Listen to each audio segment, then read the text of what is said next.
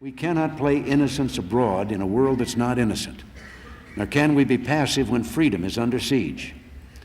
Hi, I'm Melissa, and welcome to this month's Live From at the Reagan Library. Remember, we do these on the first Wednesday of every month. President Reagan believed so strongly in ending tyranny around the world, and in the United States' stance for peace worldwide.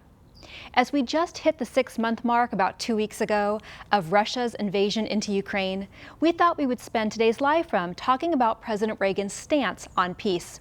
We're also going to talk about these Stand for Ukraine bracelets, which are bracelets whereby all net proceeds are donated to the American Red Cross's humanitarian efforts for Ukraine.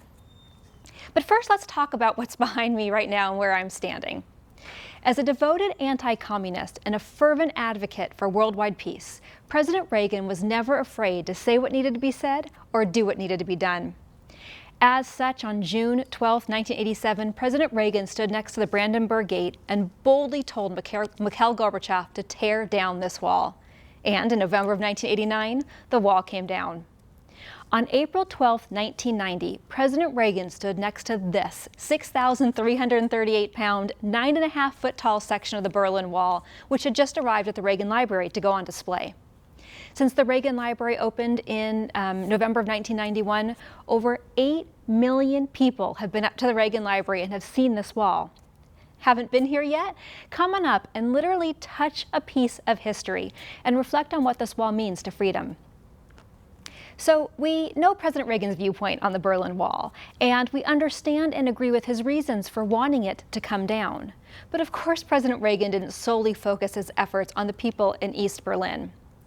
Speaking of the Soviet invasion into Afghanistan, President Reagan called for a prompt, negotiated end to the brutal conflict, saying that we will not remain passive and stand by while people are fighting for their freedom. So in 1988, President Reagan said, "Tyrants tyrannize because that's what they do for a living. But the ungodly force called tyranny still cannot rid the human soul of its freedom, no matter how hard it may try. Tyrants can deny the benefits of freedom to their peoples, can kill freedom by killing freedom-loving people. But freedom itself they cannot have. Our greatest freedom, the freedom to choose right from wrong, cannot be willed away by the tyrants." So the world stands in awe and watches Ukraine and its willingness to fight and to sustain substantial losses while it defends its territory. So what is our role as Americans? Well, to help fulfill the mission of President Reagan, where we will not stand by while freedom is under siege, we here at the Ronald Reagan Presidential Foundation and Institute have partnered with the American Red Cross. We've done so by creating these Stand for Ukraine bracelets. And all net proceeds of the sale of these bracelets are actually donated to the Red Cross's humanitarian efforts into Ukraine. So what can you do to help? Well, simply go to reaganlibrary.com/store. That's reaganlibrary.com/store. Scroll down just a little bit to the featured product section. There you will find these Stand for Ukraine bracelets. Click on it, buy one for yourself, your friends, your family, your loved ones, because remember, all net proceeds from the sale of these bracelets are donated to the American Red Cross's humanitarian efforts. To date, we've donated over $2,200. We'd love for that number to keep going up. So again, please go to reaganlibrary.com/store, scroll down just a little bit, you'll find our Stand for Ukraine bracelets. Wearing one of our bracelets shows that you stand up against Russia's attacks into Ukraine.